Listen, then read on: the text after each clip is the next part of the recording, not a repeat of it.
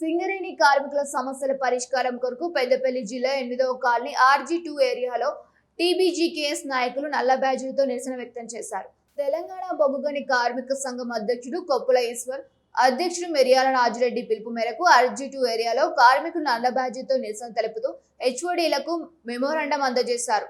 Medical board తక్షణమే నిర్వహించి కార్మిక కుటుంబాలను ఆదుకోవాలని, కొత్త గణనను సాధిస్తూ సంక్షేమ చర్యలు చేపట్టాలని అన్నారు.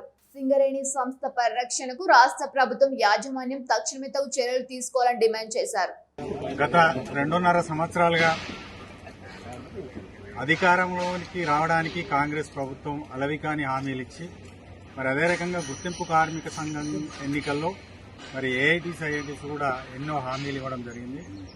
హామీలు ఇవ్వడమే కాకుండా ఉన్న హక్కుల్ని పరిరక్షిస్తామని చెప్పడం జరిగింది.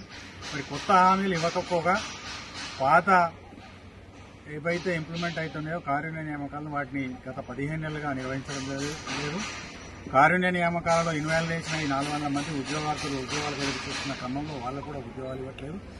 అదే రకంగా మరి విజిలెన్స్ పేరు మీద చాలా మందిని 380 పైగా మందిని ఇప్పుడు ఇలా ఉద్యోగాలు ఇవ్వకుండా వాళ్ళను ఇబ్బందులకు గురి చేస్తున్న క్రమంలో వారికి కూడా ఉద్యోగాలు ఇవ్వాలని, అదే రకంగా 56,000 కోట్ల రూపాయలు బకాయిలు పేరుకుపోయి సింగరేణి నిర్వహణ కష్టంగా మారిన క్రమంలో ఆ బకాయిలు వెంటనే చెల్లించాలని, పెరిస్కి సంబంధించి మరి ఇన్కమ్ ట్యాక్స్ను రియంబర్స్ చేస్తా అన్న క్రమంలో ఇవాళ వరకు చేయని క్రమంలో వాటిని కూడా రియంబర్స్ చేయాలని, అదే రకంగా మరి కొత్త భావాలను తీసుకొచ్చి కొత్త ఉద్యోగాలను సృష్టిస్తామని చెప్పిన హామీగానే మిగిలిపోయింది. వాటిని కూడా తిరిగి తీసుకురావాలని మరి తెలంగాణ బొగ్గుగని కార్మిక సంఘం ఆధ్వర్యంలో ఈరోజు సింగరేణి వ్యాప్తంగా పెద్ద ఎత్తున నిరసన తెలియజేసి మరి మైన్స్ HODలకు అదే రకంగా డిపార్ట్మెంట్ HODలకు మెమోరాండం ఇవ్వడం జరుగుతుంది. వీరి ద్వారా CMD గారికి మరి తెలంగాణ బొగ్గుగని కార్మిక సంఘం ఆధ్వర్యంలో ఈ హామీలు నెరవేరకపోతే పెద్ద ఎత్తున ఆందోళన కార్యక్రమాలు కూడా నిర్వహిస్తాం. అదే రకంగా సింగరేణి పరిస్థితి డోలాయమానంగా ఉంది. ఇలా నిధులు రాకపోవడం వల్ల సింగరేణి చాలా ఇబ్బందికరమైన పరిస్థితుల్లో, నిర్వహణ యంత్రాలు కూడా నిర్వహించలేని పరిస్థితులలో ఈ సింగరేణి భవిష్యత్ ఏంటిది, సింగరేణి పరిరక్షణ ఏంటిది అనేది మరి 7వ తారీఖున హరీష్ రావు గారు వివరించడానికి గోదావరికి రావడం జరుగుతుంది.